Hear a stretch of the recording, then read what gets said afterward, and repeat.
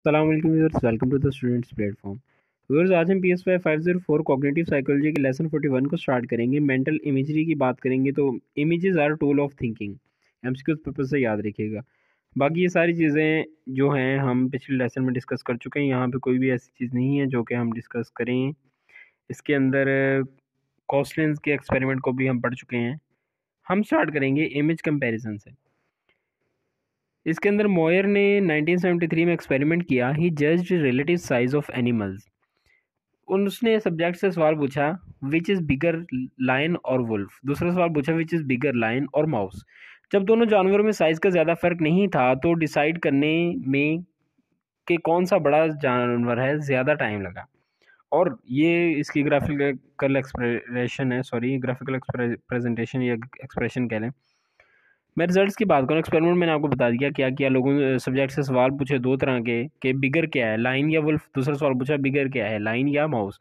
जब दोनों जानवरों में साइज़ का ज़्यादा फर्क नहीं तो हमें डिसाइड करने में कि कौन सा बड़ा है या ज़्यादा, तो टाइम जो है कौन सा बड़ा है, टाइम ज़्यादा लगता है। जबकि दूसरा सवाल कि लाइन या माउस में से कौन सा बड़ा है, तो इसमें डिसाइड करने में हमें टाइम कम लगेगा। क्योंकि लाइन और वुल्फ में ज़्यादा फ़र्क नहीं है तो हमें थोड़ा सोचना पड़ेगा कि कौन सा बड़ा है। उसके बाद फिर लाइन और माउस में काफ़ी ज़्यादा फ़र्क है, तो इसलिए हमें ज़्यादा सोचने की ज़रूरत नहीं, हम फ़ौरन से जवाब दे देंगे। ऐसा इसलिए कि हम इनके साइज़ को ज़हन में इमेज बनाकर कंपेयर करते हैं। इसी तरह की एक और एक्सपेरिमेंट किया गया था इसी तरह का, विजुअल कंपैरिजन का, लाइन कंपैरिजन। जॉनसन ने एक्सपेरिमेंट किया था। सब्जेक्ट्स को दो लाइनें दिखाई और पूछा कि कौन सी लाइन बड़ी है। दोनों लाइनों में डिफरेंस ज़्यादा था। एक बड़ी, बहुत ज़्यादा बड़ी थी, एक बहुत छोटी थी। तो सब्जेक्ट ने बहुत जल्दी रिस्पॉन्स किया, लेकिन जब डिफरेंस लाइनों में बहुत कम था तो सब्जेक्ट ने रिस्पॉन्स करने में थोड़ा टाइम लगाया। आगे हायरार्किकल स्ट्रक्चर ऑफ इमेजेस की बात कर रहा है कि फिगर ये आपके सामने है। कह रहा है कि फिगर जो ए है इसके फिगर बी, सी और डी, ये तीनों फिगर का फिगर ए का पार्ट है।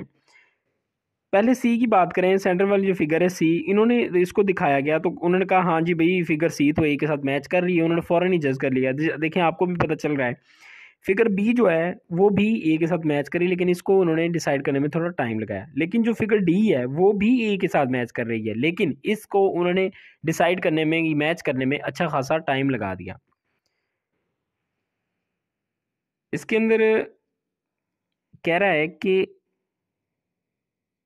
इसकी क्या वजह थी।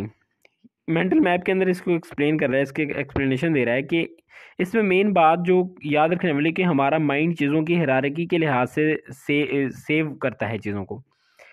हायरार्की का मतलब है कि हर चीज़ को कैटेगरी और सब कैटेगरी में डिवाइड करना है एक तरतीब के साथ। मसलन घर, घर में कमरे, कमरे में फर्नीचर, फर्नीचर में आगे उसकी टाइप्स आ गई, कुर्सी, मेज़, सोफ़ा,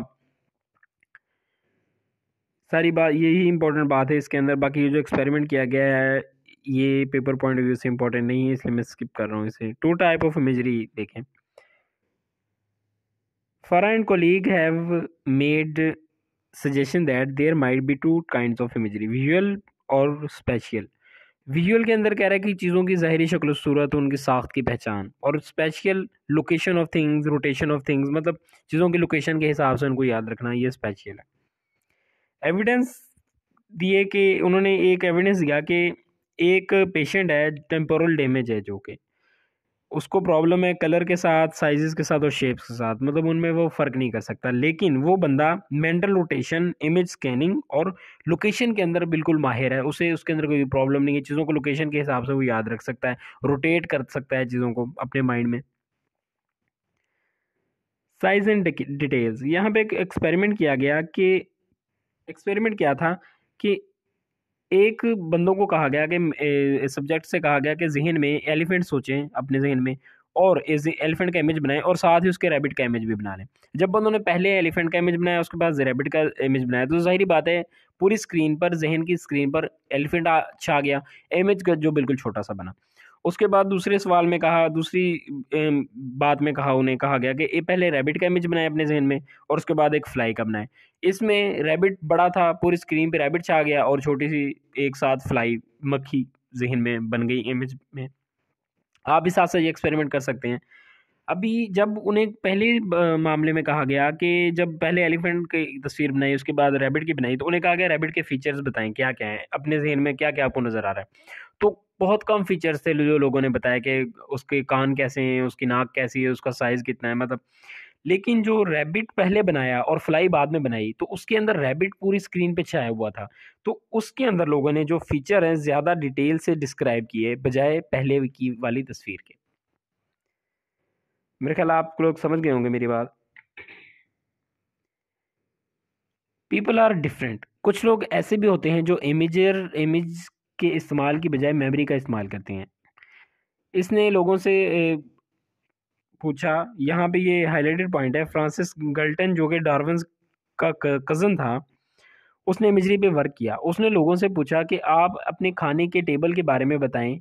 तो उन्होंने जब बताया तो पूछा गया कि ये सब चीज़ों का इमेज उन्होंने ज़हन में बनाया था, कि उनसे पूछा गया कि भैया आपने टेबल के बारे में बताया, खाने के टेबल के बारे में, कि एक गिलास इस तरफ पड़ा होता है, कप इस तरफ पड़ा होता है, जो उसके बाद पानी जग के अंदर पानी पड़ा होता है, ये सब चीज़ें पूछेंगे तो उन्होंने कहा कि ये चीज़ें आपके जहन में इमेज के तौर पर सेव थी। उन्होंने लोगों ने अक्सर ने कहा कि नहीं ऐसा नहीं है, हमारे जहन में तो इमेज के तौर पर सेव नहीं थी, हमने तो वैसे याद क्यों ही थी, मेमोराइज किया हुआ था चीज़ों को, वर्बली हमारे जहन में थी ये सारी चीज़ें, उन्होंने लोगों ने ऐसे कहा।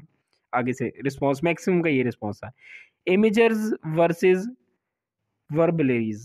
वर्बलर्स पढ़ लें। अच्छा, इमेजर्स वो होते हैं जो कि uses image for problem solving, और वर्बलर जो होते हैं use language for problem solving.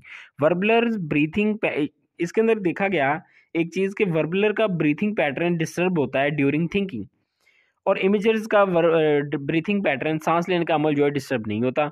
इस पर तहकीक हुई तो पता चला कि जो लोग लैंग्वेज का इस्तेमाल कर रहे हैं वो बोलने के लिए, जो लोग लैंग्वेज का इस्तेमाल करते हैं जब बोलते हैं तो उस दौरान जो है सांस उनका इफेक्ट होता है, क्योंकि ब्रीथिंग, जो वर्बलर हैं जो जहन के अंदर सोचते हैं, जहन के अंदर वो एक किस्म का बोल रहे होते हैं ना, लैंग्वेज का इस्तेमाल कर रहे होते हैं, वो और मुंह से बोलना एक दूसरे से मिलता जुलता है, इसलिए मुंह से बोलने से ब्रीथिंग इफेक्ट होती है, तो वो जहन में जो बोल रहे हैं ना उससे भी ब्रीथिंग पे असर हो रहा है। लेकिन अगर इमेज की बात की जाए तो इमेज को अगर देखते हैं, हम आंखों से विजुअलाइज करते हैं, तो हमारी ब्रीथिंग पे कोई असर नहीं होता। इसी तरह वो लोग, अगर लोग माइंड में भी अपने जहन में इमेज लाते हैं तो उनकी ब्रीथिंग पर कोई असर नहीं होता।